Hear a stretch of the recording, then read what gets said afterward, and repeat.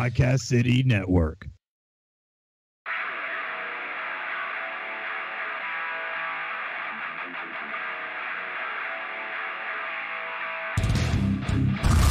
Hey, fam, you're listening to the Chris Carnage Show.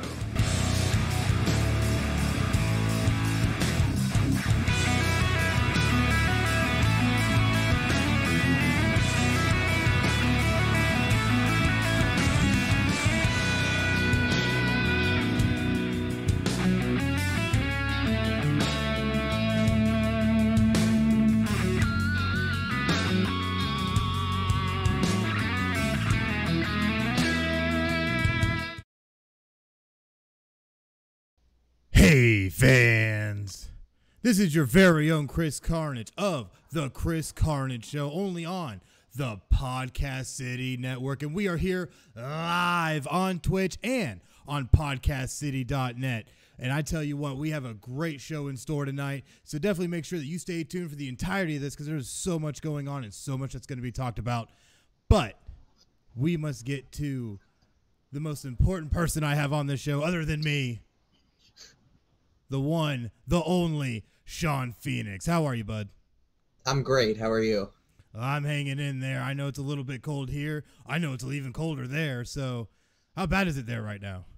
Surprisingly not too bad. It's more rainy than anything. I only like winter in December. Like, I like the snow around the Christmas lights. I like feeling the Christmas spirit, but it doesn't really feel like that. It just feels like fall. It kind of sucks. I know what you mean. It rained for days and days here, but you know what? Now it's all kind of blown away, but now we get our little Florida winter, and, you know, we'll see what happens. But, man, it's great to have you on the show, especially for the first episode back for the Chris Carnage Show. I've been gone for a while just because, you know, I went and was working on a lot of different things with our network, so, you know, we had to see what happened. But there's a lot of good stuff that we're getting done here. Oh, looks like we lost our guest here, so give us just a moment. We'll definitely get him back on. But like I was saying, though, a lot of great things that we had going for the network that I've been working on. Been away for a little while, but the Chris Carnage Show is back. So definitely make sure that you check us out and stay with us for the entirety of this.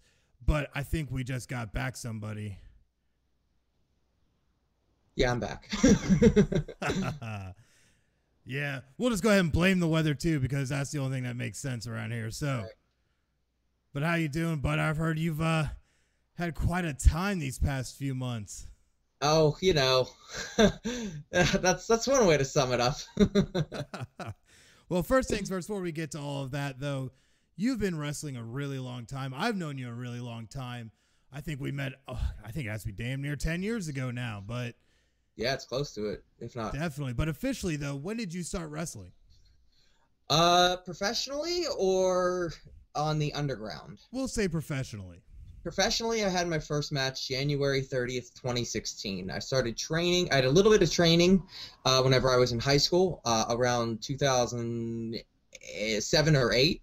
I trained with IWC, the same trainer that trained Elias on WWE. Trained Facade, but I couldn't really afford it. They broke high school students, so you still there? Still here. Okay, your screen froze. I got scared. No, I'm just very good at staying very still. Well, that's very good because your lips aren't moving at all. You are 100% frozen on my screen. So I couldn't really afford it, so I couldn't continue.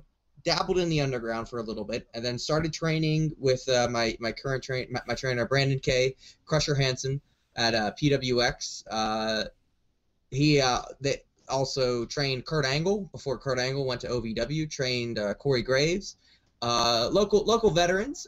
Started training in August of 2015. Debuted in January. Really quick time. I thought I'd be training for about a year before my first match, so I was very thankful that it went by pretty quickly. Very nice, very nice. Now, in that time, though, you've obviously gained a lot of different experiences, just with time comes experience. So with that also comes championships. I know you've won a few. Yeah, surprisingly, not as many as I hoped for. My first match, or my first championship rather, was the PWX Tag Team Championship with the Reverend Ron Hunt. That had about a month shelf life, but it was cool. It was definitely it was a surprise, and then became the Poser Champion, Poser Wrestling, out of Dayton, Ohio. Really fun company. Think comic book. We have some really wacky characters, really wacky concepts, and it's the most fun I've ever had. So I was the first champion there. Still technically the champion. I haven't really been defeated for it, but there's some intergalactic things going on where I'm currently not the champion. They have a weekly channel on YouTube, so I highly, if you like silliness, highly encourage people to check that out. Really niche product, so some people may not like it. And then I became the SWO Uprising champion, I want to say back in August, and that was cool. Unfortunately, that lasted about a month and a half, but still really cool. Like I was starting to really gain some traction, it seemed like, with these championships. It's always nice to leave the show with my gear bag a little bit heavier. Definitely can't go wrong with that, especially when you officially have the hardware. Now, hopefully, though, we can get you back in the ring at some point in the future and maybe reclaim you a few more. But I know recently you had a little tumble. Some things happen. Yeah, I hurt my thumb. I know, that's always stinks, especially when you hurt your thumb, because you never realize how much you use it until you hurt it. Oh my God, you have no idea. Like texting is the absolute worst. I have to like an old man. But I received this injury during doing a 450 off the top turnbuckle through a table on the outside. I also had some other injuries that you may have heard of.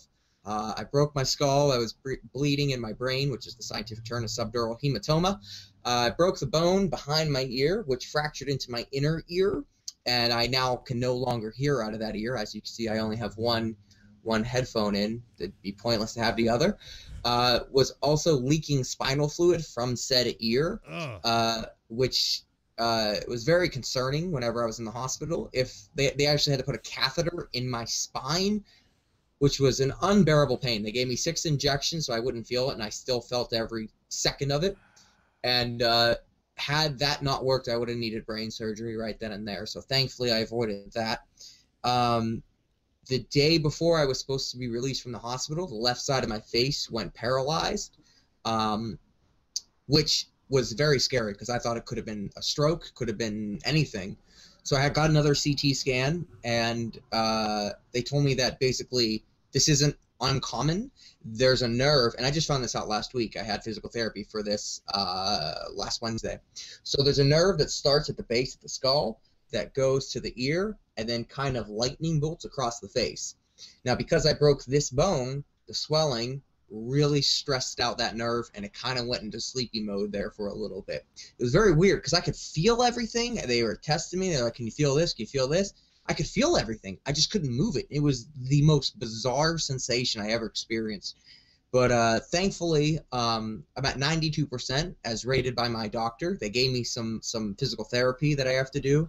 Very simple stuff, smiling for 10 seconds, whistling for 10 seconds. They also had me test if I could blow up a balloon. And if you don't mind, I'm going to try and do that right now. By all means. So we're getting there. The issue is the right side of the face works perfectly. Left side is a little bit lazy, so the air is leaking out on the left side.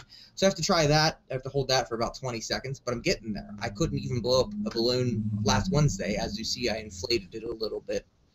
I had a little concussion, which was my main concern. Obviously, head trauma is not something to sneeze out, and especially knowing that my brain was bleeding, I didn't know how that would affect a concussion. I also have some previous concussions under my belt, so that really worried me too. And I know, well, like, it was really weird because I was on the top rope, and I remember getting ready to jump, and the next thing I know, I'm waking up on the floor. I knew I was hurt. I didn't know what happened. And I saw the footage, and I kept saying, what happened? What happened? And everyone would tell me, but I wasn't comprehending it. Now, that being said, when I was being stretchered away, I thought to myself, do I do the athlete thumbs up to let the fans know that I'm okay? But I remember thinking, well, that's kind of lame, just thumbs up, But I wanted to show them that I was okay, so I did the rock on. I felt, yeah, that's more my style. I remember seeing that picture of them from the other opposite ringside. You just putting it up. Right. How funny is that? That like I wanted to let the fans know I was okay, but I also didn't want to hurt my image. So from that point on, I kind of was comprehending everything. They put me in an ambulance. Ambulance ride was very quick, which is, I don't know if I was in and out of consciousness. I later found out they only drove me half a mile away to a local school. They took me out of the ambulance, and they loaded me into a helicopter. And I remember it was very, very cold because I only had my trunks on. And they put me in the helicopter, and at that point, it seemed like we were at the hospital in like a minute. It was crazy. When I was in the hospital, they kept asking me, like, do you know where you are? Do you know what day it is? And I said, yeah, it's October 6th. I'm at a hospital. I didn't know which one. I was wrestling, and then I was also thinking about the whole match. I'm like, okay, the match started like this. This was next, and I was able to place everything. So I knew that I didn't have a massive concussion, which was a huge sigh of relief. Oh, most definitely. Yeah, then after I got a CT scan, the doctor told me that I broke my skull and, how bad the injury was, and I didn't believe him. I just knew I was hurting. My head was really hurting, but I didn't believe him. Then I stayed there that night, and I remember I was in such incredible pain, and I remember thinking to myself, this is the most pain I've ever been in my entire life. But I wasn't upset about it, because the next thought was, whenever somebody asks me what the worst pain is, I have to say this moment. Like, because so many people always ask me, they always ask me, what's the worst pain you've ever been in? I'm like, I don't know. Or even like tattoos. How did that feel? I don't remember. But like, I had to make a chapter. Like, this was the worst pain I've ever been in. I remember like sitting up and the room was spinning. I remember like I couldn't really walk on my own. But that being said, I knew where I was. I knew my name. I knew everything like that. So I didn't really get too upset or scared. I knew my brain was going to stop bleeding because I got another CT scan and I was good. I knew a broken skull could heal. But a concussion is very tricky. It could come up and haunt you a month after. It could, be terrible. But that being said, the one thing I was the most confident in was this wasn't a bad concussion. So I was like, okay, we're going to beat this, and I'm going to be better. I was in the hospital. They did the catheter and all that, and they told me that I was probably going to be in the hospital for about a month. And I said, well, if that's what needs done, I mean, it sucks, but that's what I have to do. Then the next day, it came, okay, well, maybe you're only going to be here for a couple weeks. And then the next day, probably only going to be a week. And then the next day was, oh, you're probably going to be out of here within a week. So good. And then they told me after I was done with this hospital, they were going to transfer me to another hospital where I was going to do inpatient physical therapy for the concussion because they weren't comfortable and confident of me being on my own. Right. I'm like, okay, well, that's not a big deal. Like, I've already been in this hospital for 5 days. What's another week going to be about it? Then they were also telling me, well, when you're in there, you're probably going to be in that hospital for about 10 days. And then it went down to, you're probably going to be in there for about 5 days. And I completely skipped that whole process. So that's when I really knew that I'm okay. Right. My mother was upset. She's like, well, you're not okay. You are really hurt. You are deaf in your left ear. Like, you're not okay. But that being said, like, this could have been so much worse. Absolutely. Like, just knowing that the rate that I was improving and knowing the other possible outcomes, whether it be brain damage, whether it be, a massive concussion, whether it be, I'm so fortunate that I can read, I can speak, I can write, I can do pretty much everything. I have my current issue is I have a little bit of vertigo still, but that's nothing. Because it could have been so much worse. And I was positive during this whole thing. This isn't my first brush with death. I actually almost died at a concert. Long story short, I fell down and got trampled on and was trapped and couldn't breathe and went unconscious. I remember you telling me about that a while ago. Yeah. From that day on, I've been very thankful to be alive, and this made it so much more real that I knew that this was bad whenever they were taking me in the helicopter. My parents are paramedics. I know it's bad if you're in an ambulance and the lights are on, because they're rushing someone to the hospital. If they're in a helicopter, you're really bad. So that's how I knew the severity of this. And I was also throwing up blood because I broke the thing in my ear, and it was just going down to my stomach. So I knew I was bad. But knowing that I was okay was such a sigh of relief, and I was so thankful. Then it also got to the point where, okay, let's start thinking positive. When am I going to come back? What am I going to do? How are we going to do this? How's this going to look? And I really focused on all the positivity and stuff to look forward to once I got out. And I told myself, even though I was getting headaches, incredible headaches, and they were giving me painkillers, and I don't really like painkillers. I'll take them if I need them. I'm the same way. way. Whether I get surgery, but they really don't work for me. Yeah. So I really don't take them. So they gave me an oxycodone, and I ended up just throwing up because I also had no appetite. So the next day they gave me another one, and I threw up again. So at that point they started giving me injections of painkillers, and I remember it was the first time in near 15, 20 years that I had no pain in my body. It was amazing, and it's very scary because now I can see why people get addicted to that stuff. But then the headaches started getting to be a little bit better, and I told myself, I'm going to be in the ring by November. That's my goal. I'm not saying I'm going to be wrestling in November, but I'm going to be in the ring doing something in November. So that was a goal. And the thought process was, a doctor hadn't told me at that point what the timetable was. So it was really up to me, I felt like.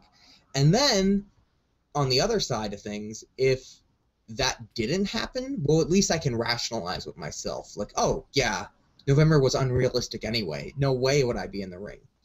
That being said, I did start doing some physical therapy in the ring in November, and it felt great. Also, the doctors told me when I got released from the hospital, they want me to get back into the ring as soon as possible to make sure there wasn't any PTSD. And I said, you don't have to tell me twice. So I got released on a Friday and got home, laid down, because also with the catheter in my spine, I had to sleep at a 45-degree angle, and I sleep on my chest, and I couldn't do that even before the catheter because I had all the electrodes. Yeah. And then at that point, when I had to sleep, my sleep schedule was terrible. So I tried taking a nap. That didn't work. So I was okay, well, maybe I'll take a shower and just relax. So I took a shower, and I was like, all right, you know what? It's Friday. There's open ring. Let's go. And I had my dad drive me, and I got into the ring, and it was actually hard not to do more. I felt at home, I didn't go to the top rope, but I didn't have any problems getting into the ring, and I wanted to run the ropes, and I wanted to roll, but I knew that I couldn't, and that really sucked. So by November, doing physical therapy for concussion stuff, they told me, yeah, we want you to start pushing yourself. It felt good. It felt really good. I still am experiencing some dizziness, and I actually just had physical therapy a couple days ago, and we are now at the point where they want me to really, really push myself. And if I get dizzy, fight through it. Right. Unless if I wake up the next day feeling terrible, then I know I went too far. But a little bit of dizziness, that's nothing. Just fight through it, because this is how we have to rebuild. So I'm like, all right, cool. So yeah, good news. But the big thing I've seen too, because I follow you on Facebook and Twitter, and like to see what kind of progress you make, and you've seen a lot of different kinds of specialists, and I think even including the one that helped Daniel Bryan when he was having his concussion issues. Have these different specialists been able to help you really progress through this more, or do you think it's been more you being able to just be able to bounce back from this kind of an injury? Well, it's definitely, they're definitely specialists for a reason. So the physical therapy and stuff like that, teaching, giving me these exercises to do and doing them have definitely helped tremendously. But I also think the power of positivity, as lame as it sounds, really helps because, like I said, just being in the hospital, how quickly I tried snapping, but I couldn't. How quickly I improved within a week, not without doing anything, is remarkable. Um, and then with my facial paralysis, when I went and saw the physical therapist for that, he examined me and he said, "I don't think you need me." Um, but then he did examine me and saw that I wasn't 100%, so he did give me some exercises. But I was able to get full motion. I mean, 92% motion back in my face just on my own. I think that's incredible. I think it's a combination of both, really. The power of, not being defeated by this and wanting to improve and doing these exercises. They've helped me remarkably. See, that's amazing. And that just shows that when you continue on through and you don't let it get you down, it definitely can make a difference. Because I know I've had my issues, especially when it's been concussions from playing football or when I had my massive spinal injury some years ago when I was wrestling.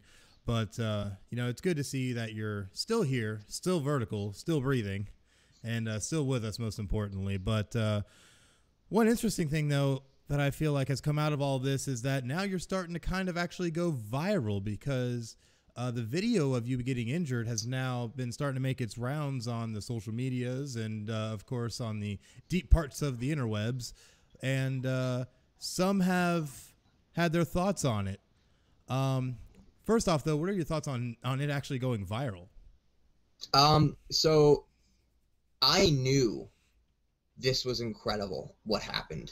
And knowing that I felt so good that this wasn't going to be a sob story. So I wanted to get this footage out there. And also, one of the things that's really helped me throughout all this is you're getting the exclusive.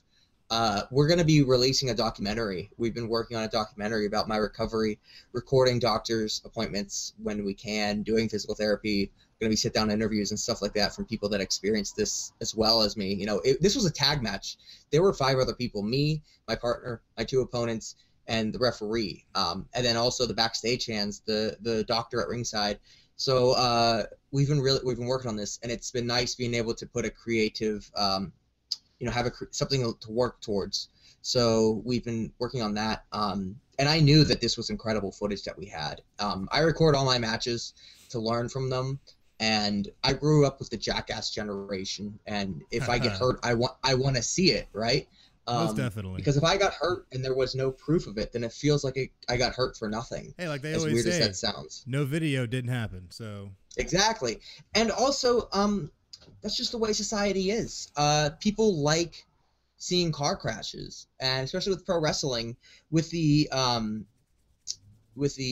availability and accessibility of all this professional wrestling, incredible professional wrestling that we have access to, whether it be New Japan, Mexico, 205 Live, NXT, it is so easy to see these incredible athletes. We've almost become desensitized because wrestling is great right now, and it is so easy. All it takes is, you do an incredible high spot, and it makes its rounds, and then that's it. People forget about it because, we're going to see something else the next day, and the next day, and the next day.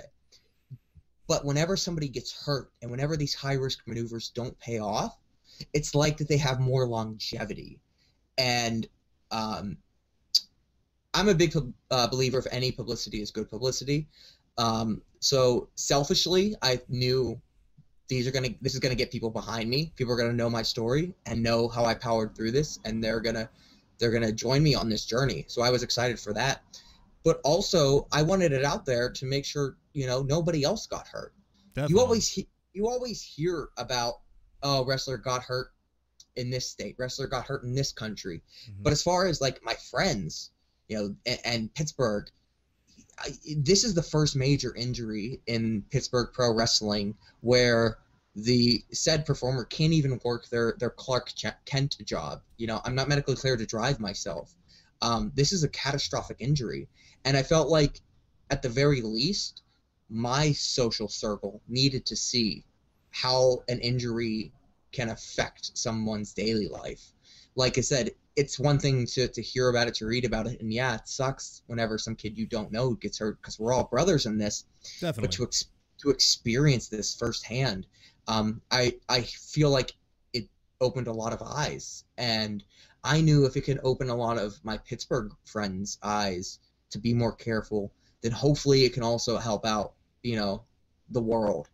I've been saying if one person can see my accident and learn from it and think, this is stupid, this kid's stupid, wow, he really got hurt, these risks are real, and prevent that person from doing said high-risk maneuver, then it's completely worth it. Well, that actually brings me on to my next point, is that there's been a certain amount of reactions and things that have been said by notable people in the industry, including, Vince Russo, Jim Cornette, Vampiro, just to name a few. And I'm sure you've read them at this point. What are your reactions to those kinds of comments? Everybody that has an opinion is completely entitled to their opinion. And everything that has been said is completely validated. Whether it be positive or negative, I'm completely okay with that. Yeah, what I did was incredibly stupid. I am completely aware of this. Yeah, what I did was a complete risk with little reward. Completely aware of this. However, I'm a natural risk taker. It's fun to me.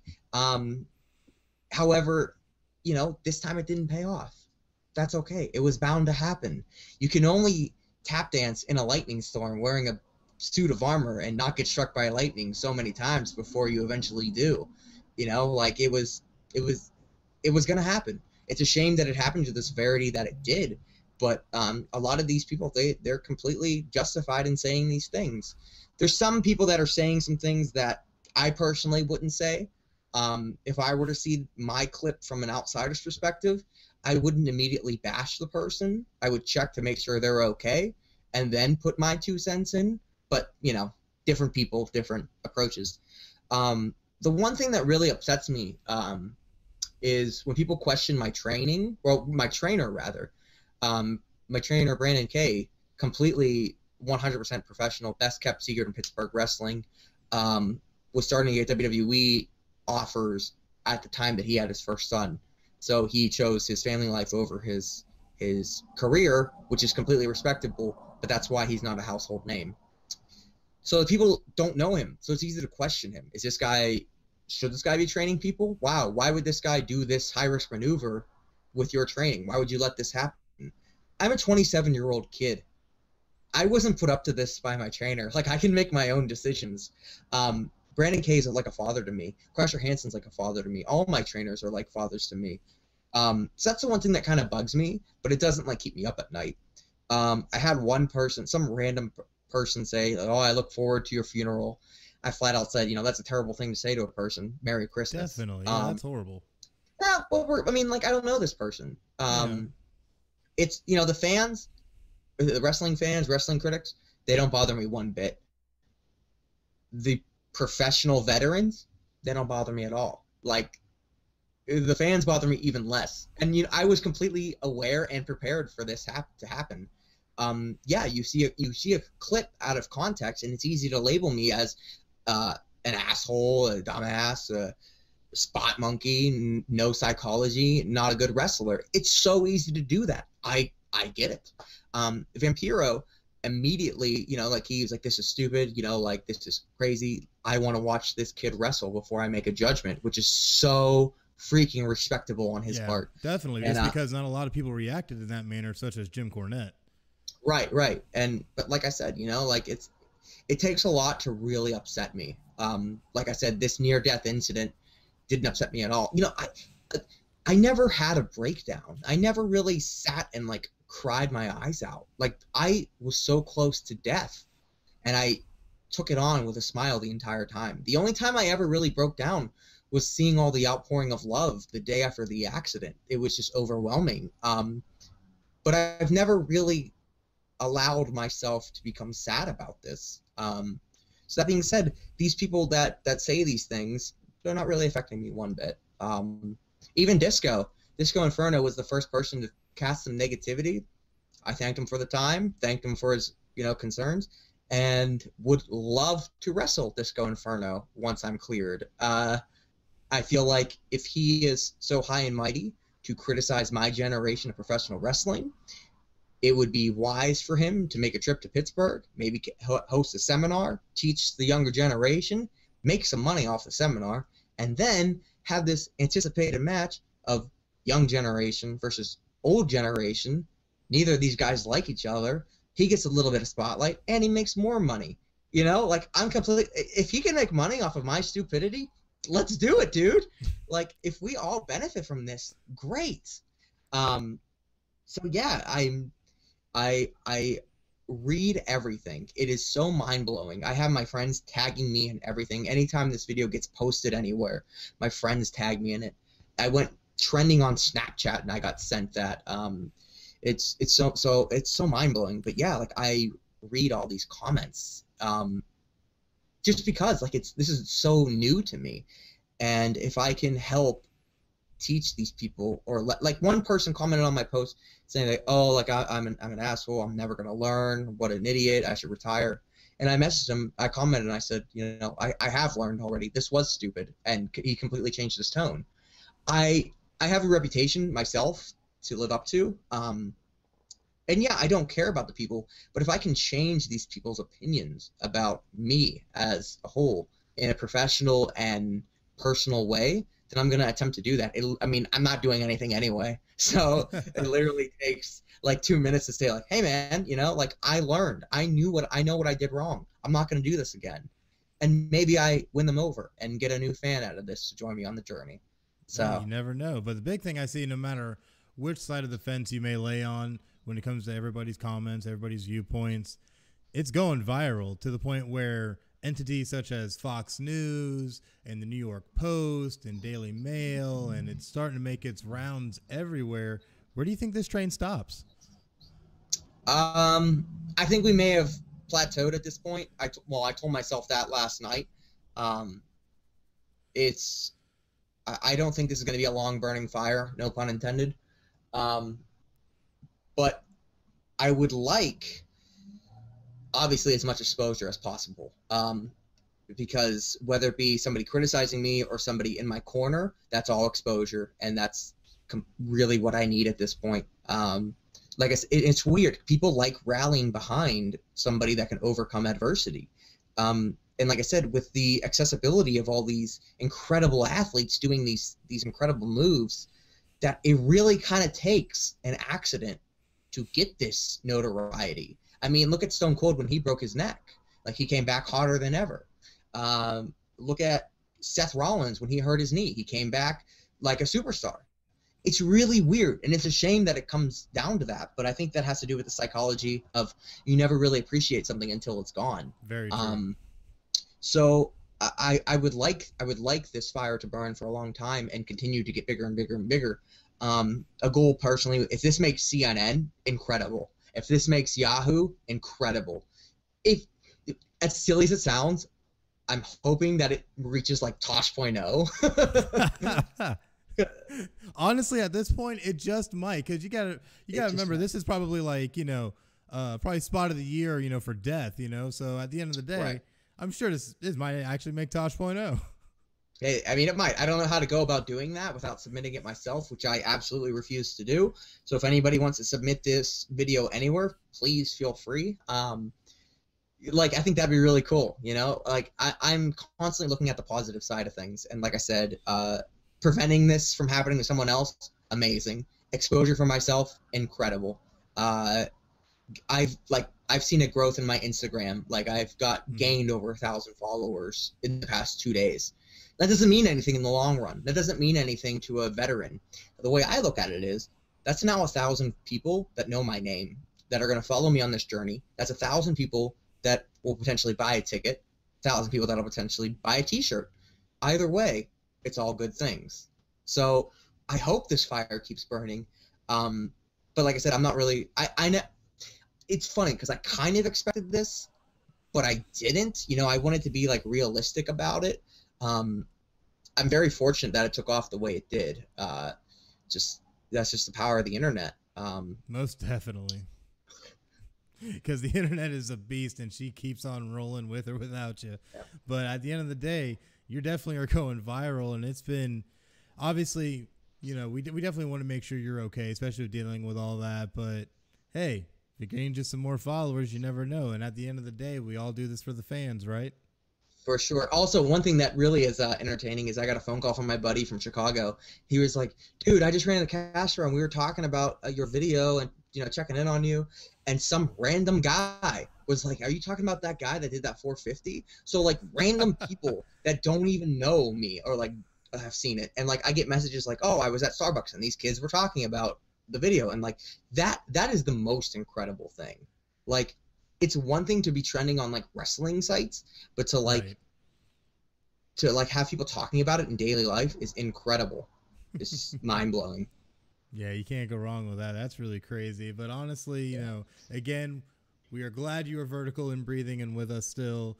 And I hope that you have a speedy recovery and we can see you in the ring again, because I've seen you over all these years and you've never disappointed. So let's hopefully we can get you back out there for a little bit more. But for right now, we're going to go ahead and we're going to cut to a commercial real quick. Definitely stick with us as the Chris Carnage Show will be right back. Hey fans, here at Podcast City Network, we have a lot of great shows on all of our great social media outlets. PodcastCity.net. Facebook.com/Podcast City Network. Hit that thumbs up. You can send a tweet to Podcast City Network on Twitter at Podcast City Net. Only on Podcast City Network.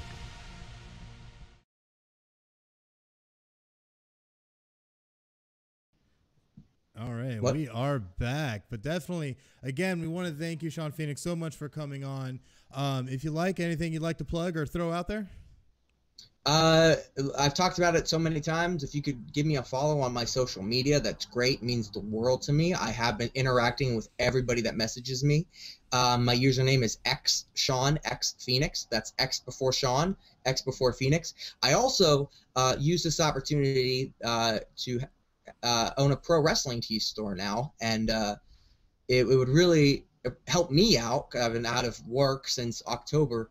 If you could buy a t-shirt, once again, my username on there is XSean X Phoenix, and you can actually see I made a t-shirt with my actual x-ray on it. Broken skull, everything. Ironically, the name of the show I got hurt on was Unbreakable. So we took the poster graphic, we slapped it on top of on my x-ray. The back of my shirt, there's another skull. It's a front-facing skull. Has all the injuries that I walked away from. And that seems to be a big hit with everyone. It's one thing I thought it was cool. I thought of this in the hospital. I'm like, this is really cool. But to have other fans think it's cool, that means the world to me. So if anybody could if you're interested, please, that'd be awesome. Like I said, give me a follow, buy a t-shirt. Really helps me out, put some food on my plate. Most definitely. So definitely make sure that you go buy yourself a t-shirt. And honestly, I think I'm going to go ahead and buy me another one because I already got one from you. Meant to wear it today, but, I'm 4 kids deep now, so, I had a little one puke on it. But, Oh, no. it happens. But it'll be worn with pride. But, again, thank you for joining us. It's been such a pleasure. And, again, thank you, and we hope you have a speedy recovery. Thank you for having me, buddy. Most definitely. Man, I tell you what, nice crazy show that we're having here tonight. It's been a fun time, all kinds of good stuff going on. Great talk with Sean Phoenix, and really hope he has a speedy recovery because I couldn't imagine cracking my skull. I know I had my own spinal injury where I ended up twisting a couple vertebrae and wedged another, and that stuff gets pretty bad. But it's good to know that he's good and vertical. But we're going to go ahead and take this time, and we're going to switch gears over to a little bit of coverage of WWE. I know a lot of people have their own viewpoints when it comes to WWE and everything going on with it, but I tell you what, it's been a crazy year for WWE. And we're gonna go ahead and look down from start of the year in January. Man, January. It seems so long ago already, and people don't even realize. And it's just crazy. I tell you what, we had started out way back with Ronda Rousey actually making her debut, which led into a series of matches and her actually becoming Raw Women's Champion. So that's pretty crazy. But, what's funny is that I called way back at WrestleMania 31 that she was going to make this move. All I said is it's going to take her losing that title once, and she's going to make the move. And sure enough, she has. So pretty crazy that she's made that move, and now we get to enjoy her week to week. Some people like her wrestling. Some people don't. At the end of the day, though, it's what's best for business. Am I right? So something else that really wasn't best for business was Nia Jax breaking Becky Lynch's face. Punched her right in the face during a segment on Raw when the SmackDown women's roster went ahead and literally invaded Raw. And she ended up catching one right across the old bridge. So, that sucks. And she's been was away from action for a while until TLC. Which ended with Asuka raising the title and a little bit of Ronda Rousey interference. So, that was what that was, but something that was not quite as cool and something that was a very sad moment for WWE was Roman Reigns announcing that his leukemia had returned. Very sad. Hope he has his speedy recovery as well. In response, though, he was forced to relinquish the WWE Universal title, and now it's back on Brock Lesnar, who all year has done Brock Lesnar things. Had a crazy match, though, at the Greatest Royal Rumble against Roman Reigns for the title in a steel cage match. And it's just craziness, kind of things that they keep throwing Brock Lesnar in, and it just ends up being the same thing night in, night out. Nothing new, nothing stellar. Suplex City, Suplex City, Suplex City, Suplex City. And it's ridiculous. So, but something that wasn't ridiculous was the return of Daniel Bryan. And not just the return, but now the heel turn, which is just for some a little fickle.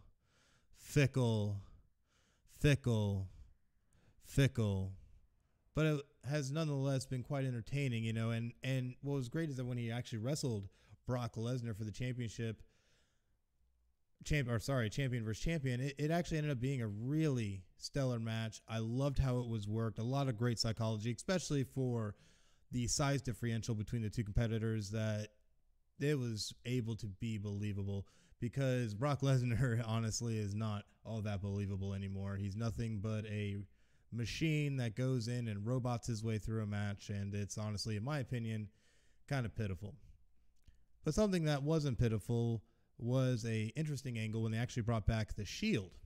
That was definitely entertaining. But when they brought back the Shield, obviously not too long into that, we had Roman Reigns come out and announce his return of leukemia.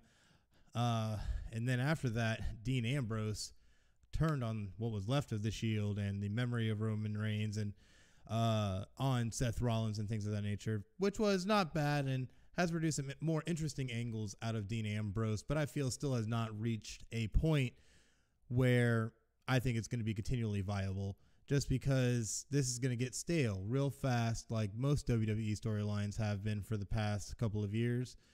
But one thing they end up always doing when they have things start going stale is, hey, let's bring back an old vet to have one more good match. And Shawn Michaels ended up being one of those candidates and returned at WWE Crown Jewel to tag with Triple H against the Brothers of Destruction, Undertaker and Kane, which actually ended up being an extremely epic match that honestly I think will be remembered for a long time. A lot of great spots, a lot of great psychology from four of the longest tenured, I feel like at this point, wrestlers that there was, and Shawn Michaels making his return, that, man, they really were able to go out and tell a great story.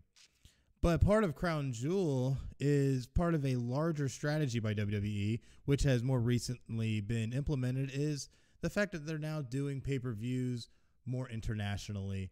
You start now seeing pay-per-views being done in Australia and in the Middle East. And it's quite interesting that they're taking this approach, especially with certain countries such as Saudi Arabia, where there was a lot of protests of them doing the event, the Greatest Royal Rumble, which was won by none other than Braun Strowman. Now, another sad note that had happened, though, was the retirement of Paige. She ended up going out with an injury, came back and was re-injured permanently at a house show when Sasha Banks did a running knee into the corner and actually hit her in the back, which re-aggravated her injury. Of course, though, they were able to retain her and have her become WWE SmackDown General Manager, which I felt she did a great job filling that role. But at the end of the day, we ended up having the McMahons and Triple H come out recently to retake over WWE.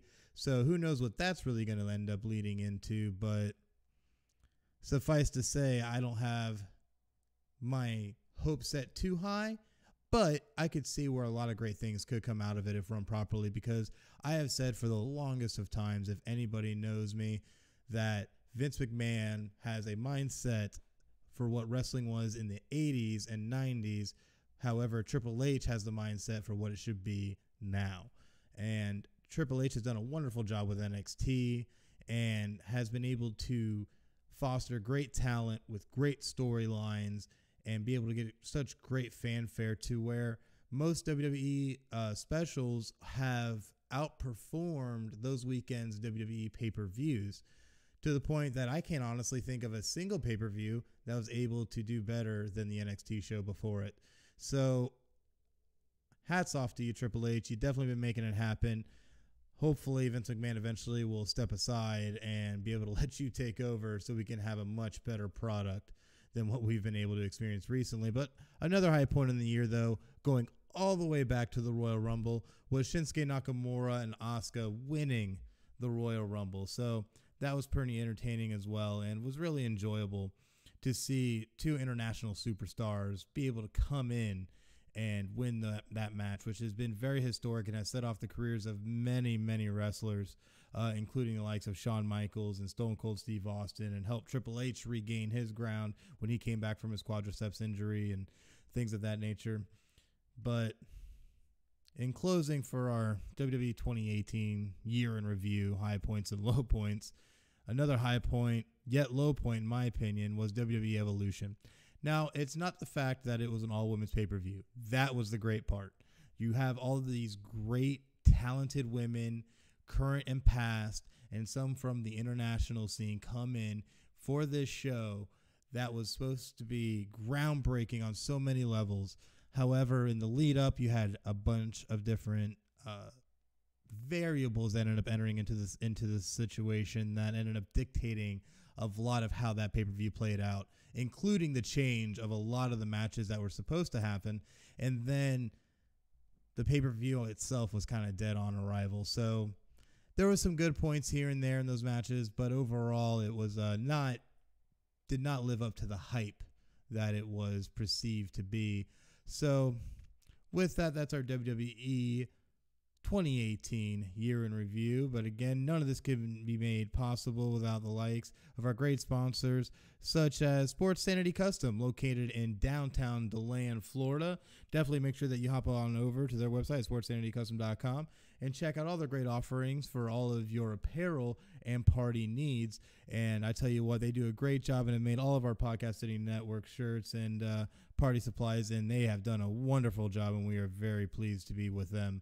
Also, Atlantic Sounds in Daytona Beach, Florida. Definitely hop on over there and check out their great assortment of different vinyls and CD options and their vast array of different posters and events that they like to hold. So definitely go and check them out. Atlantic Sounds in Daytona Beach, Florida. And, of course, Kentucky Zone Wrestling. Definitely go and check them out on Facebook. And they have a lot of big things happening with them soon, but obviously, so definitely go and check out Kentucky Zone Wrestling. And, of course, our longest-standing City Limits Tap Room located in DeLand, Florida, and also is the home of Draft Day and our one-year anniversary show. I tell you what, that one-year anniversary show is going to be a great time. Definitely need to make sure that you come join us January 26, 2019 from 2 to midnight, as we will be going live, recorded with many of our shows, and we'll be able to pull in a lot of the fans to come join us and sit down for some interviews and get their viewpoints on not only our shows, but just in general, because I know I have a lot of questions for them. So hopefully we'll be able to see you down there and you can share in that with us. We're going to have drink specials, food specials. Craig Thompson Project's going to come in and be playing. It's going to be a really great time. $8 cover, again, from 2 to midnight, January 26, 2019 at City Limits Tap Room in DeLand, Florida. So definitely make sure that you join us for that. It's going to be amazing. So I tell you, it's been a crazy, crazy day. We had Sean Phoenix on, such a great person to talk to. Glad he's recovering from his injury wonderfully and that he's not going to hopefully have any long-lasting effects except maybe a little bit of deafness in one ear, but you know, if that's all he walks away with, that's wonderful, just because that could have turned out so much worse. So again, great that we had him on. Thank you for coming on, and we hope to talk to you again soon.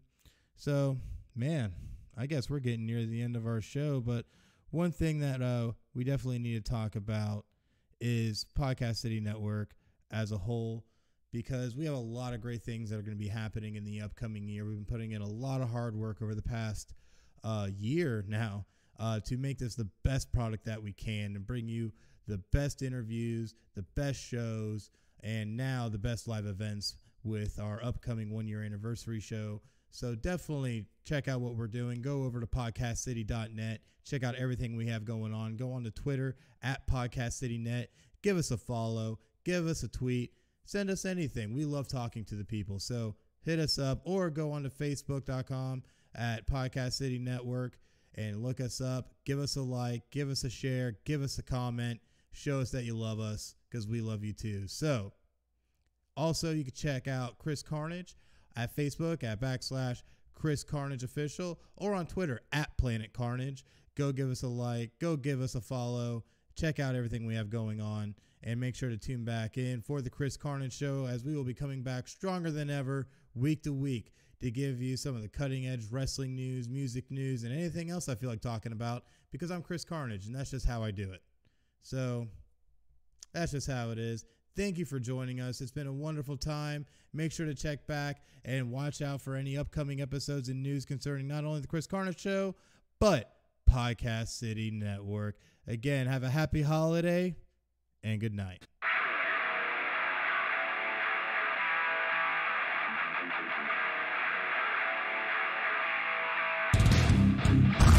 Hey, fam, you're listening to The Chris Carnage Show.